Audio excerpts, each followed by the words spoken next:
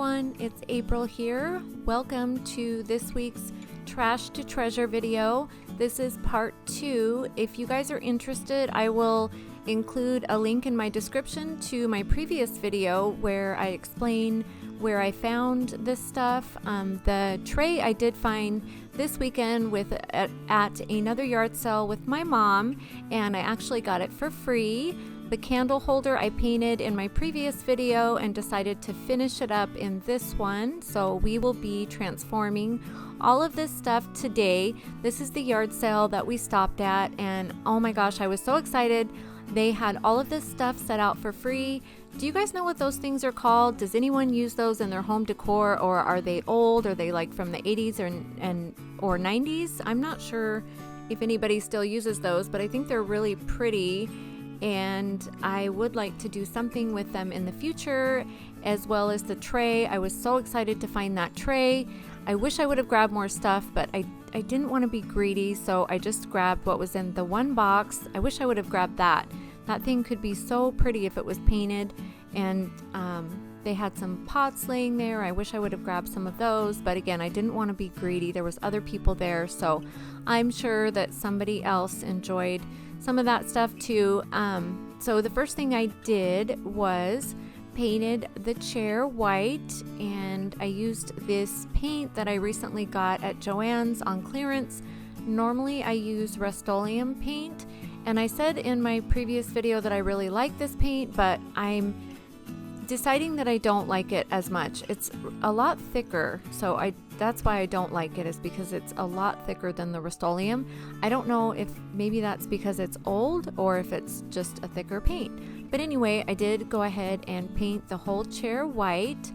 If you guys are interested in a garden update, I did include a garden update towards the end. And thank you so much, you guys, to all of my new subscribers and everyone who returns and comments and likes and shares my videos. You guys are seriously the sweetest people. This YouTube channel has been so much fun for me, and I just really appreciate you guys so much. So thank you to everyone who continues to watch my videos and support me. You guys are just making my life so much fun, and I just really appreciate you guys. So thank you, honestly, from the bottom of my heart. Anyway, back to the video. Sorry. I painted the jug white, as you saw, let that dry, and then I moved on to the candle holder. Now, I forgot to include a clip of me painting it, but all I did was paint it in the color sea green. I'll include all of the paint colors in my description box for everything that I painted. And then that was it. That was all I did, and I think it turned out really pretty. Now the chair, I decided to go ahead and distress. I don't have an electric sander yet. I will have one in the future, but oh my gosh, I literally was sweating. I was literally sweating. Like, this was a workout, sanding this by hand, but I love the way it turned out. I just used that one little piece of sandpaper and just sanded and sanded and sanded. I put 2 coats of paint on, let it dry, and then just sanded it by hand to distress it. And I think it turned out really pretty, but it was a lot of work. So that's what it looks like when it's all done. And then these are, this is a stencil that I got at Walmart, I believe. I've had it forever, and I haven't had anything to use it on yet. I just thought it was really pretty, so I decided to use it for this chair, and that's actually the same color right there that I'm using. I use that color for the candle holder as well, and I just love the way these flowers turned out. I think they're so pretty. Once I added all of the flowers, I did go back and add a little bit of yellow paint. I kind of wish I wouldn't have, but it's pretty either way. It kind of gives it like a farmhouse / boho vibe. That's kind of how it looks to me, and I just love it. I put this in my bedroom, and I just think it's so pretty.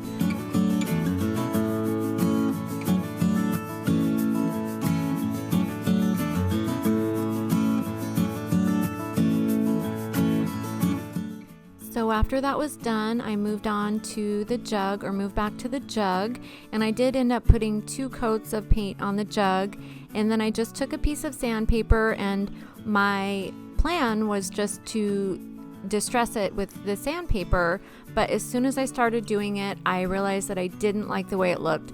When you're looking at it on camera, I think it looks fine. I think it looks good, but in person, I didn't like it, so I tried to paint over it with some gray paint. I didn't like that either. I tried to wipe it off, and in the end I just ended up painting back over it with white. I can't tell you how many times that happens to me where I'm like, oh, I'll do this, and then it turns out awful. I don't like the way it looks, so I just end up painting back over it. But anyway, this is just some Dollar Tree burlap ribbon that I just put around the bottom, and it's just really pretty. I mean, it's so simple, but I just love the way this jug turned out. And it looks really pretty with these sunflowers that I put inside, that I've had sitting in my house forever, that I got at Hobby Lobby a long time ago. I did go outside and pick some, or cut some flowers from my garden, but I just thought the sunflowers looked a lot prettier against the white chair, so I ended up using the sunflowers. And then I went outside and took a little garden break.